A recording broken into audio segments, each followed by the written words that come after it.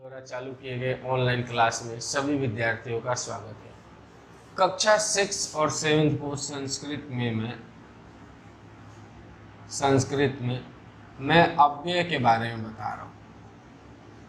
अव्यय के बारे में हम बात कर रहे हैं। आपको अव्यय के एक एक अव्ययों के अर्थ लिख करके बता दिया, मतलब समझा दिया।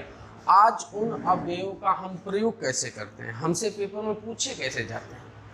तो ध्यान रखिए कि सेंटेंस दे दिया जाएगा, उसमें से अव्यय शब्द हटा दिया जाएगा और आपको विकल्प में 2 या 4 अव्यय दिए जाएंगे। उनमें से छांट करके आपको सही अव्यय कैसे सटीक बैठता है उस अव्यय को हमें लिखना होता है। पहली बात, अव्यय के बारे में बताया था कि अव्यय होते क्या है। तो वो शब्द जो किसी भी परिस्थिति में अपने वास्तविक स्वरूप का त्याग नहीं करते वो क्या कहलाते हैं, अव्यय कहलाते हैं। यानी हर जगह एक ही स्वरूप में लिखे जाते हैं, वो क्या कहलाते हैं, अव्यय कहलाते हैं। जैसे राम कृष्ण पठन, यानी राम कृष्ण पढ़ते हैं, तो क्या होता है, पूरा हिंदी अर्थ देखें तो राम और कृष्ण पढ़ते हैं या पढ़ रहे हैं। अब यहाँ पे 2 अव्यय दिया है, च और किम, तो अपना हिंदी अर्थ निकल रहा है और क्या निकल रहा है, हिंदी अर्थ और बीच में गायब हो रहा है। तो और के लिए कौन से अव्यय का प्रयोग किया जाता है ये हमें ध्यान होना चाहिए। तो और के लिए किस अव्यय का प्रयोग किया जाता है, च का। तो यहाँ क्या आ जाएगा, च, तो बनेगा रामः कृष्ण च पठता, यानी राम और कृष्ण पढ़ते हैं। रामः कृष्ण च पठता, यानी राम और कृष्ण पढ़ते हैं। पहला हो गया। दूसरा, तुम करोसि, कहा जाता है कि तुम क्या कर रहे हो। आपसे कभी पूछा जाता है तो वाक्य ही बनता है तुम करोसि। इसका हिंदी अर्थ पूरा का मैं बताऊं तो हिंदी अर्थ होता है तुम क्या कर रहे हो। तो क्या के लिए क्या आता है, अव्यय किम आता है। कौन से अव्यय आता है, किम। क्या के लिए कौन से अव्यय का संस्कृत में प्रयोग किया जाता है, किम। तो यहाँ क्या आ जाएगा, किम, और वाक्य बनेगा तुम किम करोसि, यानी तुम क्या कर रहे हो। तुम किम करोसि, यानी तुम क्या कर रहे हो। ध्यान से देखना, पहला हुआ रामः कृष्ण च पठता, यानी राम और कृष्ण पढ़ रहे। दूसरा, तुम किम करोसि, अपने पास 2 विकल्प दिया हुआ, उसमें से एक सही है और एक गलत है। सही को हमें यहाँ पे भरना है। अगला है बालका क्रीडन्ति। अब यहाँ पे दिया हुआ है अत्र और च। अत्र का मतलब होता है यहां, तत्र का मतलब, च का मतलब होता है और।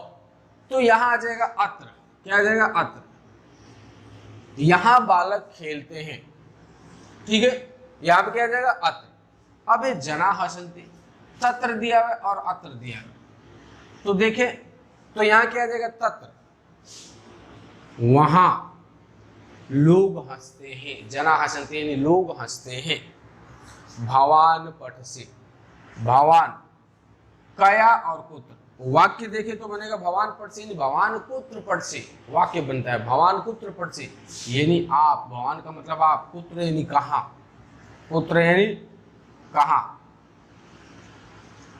कुत्र यानी कहां। भवान कुत्र पठति यानी पढ़ते हो, यानी आप कहां पढ़ते हो, ये अपना वाक्य बनता है।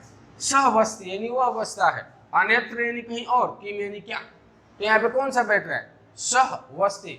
एक है अन्यत्र और एक है किम। किम यानी क्या, अन्यत्र यानी कहीं और। तो यहाँ पे क्या आ जाएगा, अन्यत्र, क्या आ जाएगा, अन्यत्र।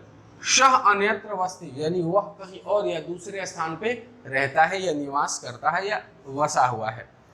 तत्र गोपालः पठति, तत्र गोपालः पठति, कुत्र यानी कहां, अपि यानी भी। तो यहाँ क्या आ जाएगा, अपि।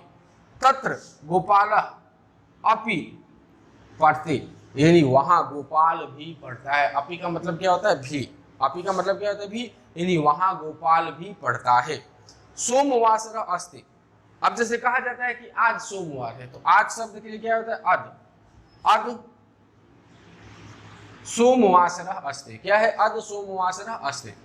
तो एक बात ध्यान रखें, अव्ययों का प्रयोग करते समय जब कभी भी हम अव्यय शब्दों का प्रयोग करेंगे तो हमें इस बात का ध्यान रखना अनिवार्य है कि उस अव्यय का अर्थ क्या निकलता है और उस पूरे वाक्य का अर्थ क्या निकलता है।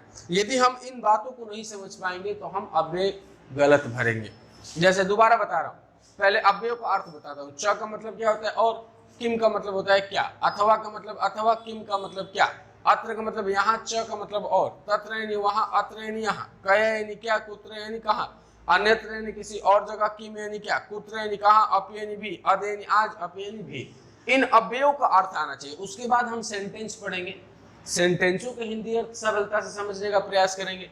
जैसे रामः कृष्णः च पठतः, अव्यय लगाने के बाद च, यदि नहीं आता है अव्यय तो रामः कृष्णः पठतः, यानी राम और कृष्ण पढ़ते हैं। हिंदी अर्थ ऐसे निकलता है कि राम और कृष्ण पढ़ते हैं। तो हमें ये ध्यान होना चाहिए कि जब हिंदी में और आ रहा है तो संस्कृत में और के लिए किस शब्द का प्रयोग किया जाता है वो यहाँ पे भरना होगा। तुम करो यानी तुम क्या कर रहे हो, इसका पूरा हिंदी अर्थ निकलता है। तो क्या के लिए संस्कृत में क्या आता है वो शब्द उठा करके आपको भरना है। बालका क्रीडन्ति यानी यहाँ बालक खेलते हैं, यहाँ के लिए जो शब्द आता है वो हमने यहाँ पर दिया। जना हसन्ति यानी वहां लोग हंसते हैं, वहां के लिए जो शब्द है वो यहाँ पर दिए। भगवान पढ़ते यानी आप कहाँ पढ़ते हो, कहाँ के लिए कुत्र आता है तो हम यहाँ से कुत्र उठा करके भर दिए। सह वस्ते यानी वह कहीं और बसता है, अन्यत्र आता है और के लिए। तत्र गोपालः पढ़ते यानी वहां गोपाल भी पढ़ता है, भी के लिए अपी आता है। सोमवासरास्ते यानी आज सोमवार है, आज के लिए आता है आज। इस प्रकार के एक एक बातों को समझ करके ध्यान पूर्वक आपको अव्ययों को भरने का प्रयास करना है। आज के लिए इतना ही, बाकी कल के वीडियो में कराएंगे। आज के लिए धन्यवाद।